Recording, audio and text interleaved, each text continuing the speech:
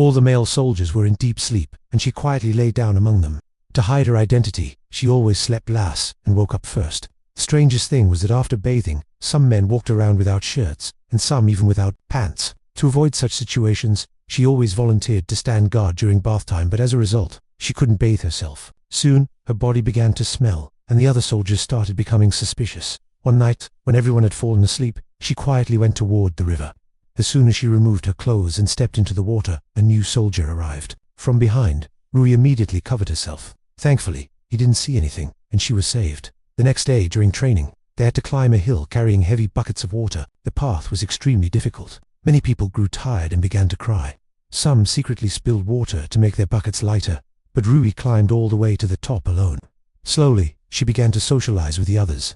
During practice, she dodged every strike with agility. Now she was leading in everything. Others could only watch as she alone carried the water buckets all the way up when she reached the summit. She looked around and made a promise to herself. One day, the entire world would know that women can do everything. A few days later, the enemy Ran army was about to attack again. Rui's unit was sent to the front lines. That night, Rui went to the general to try to reveal her true identity. But the general said, "I trust you completely. In fact, I wish my daughter could marry you." Rui couldn't say a word. The next day, when the general ordered the attack, everyone released their arrows at once. The enemy's first line broke. As they began to flee, the general sent cavalry to chase. Rui was among them, but it was a trap. While pursuing, the enemy suddenly turned back and attacked. Some soldiers were injured, and some fled in fear. But Rui stood her ground and kept fighting. She reached a deserted valley. Suddenly, a hawk attacked her, knocking her off her horse. Then the hawk transformed into a woman. Rui immediately drew her sword and struck, but the sorceress was extremely powerful. In anger, she stabbed a knife into Rui's chest. Rui removed the bindings from her body, pulled out the knife, and kept moving forward. Just then, a phoenix flew overhead.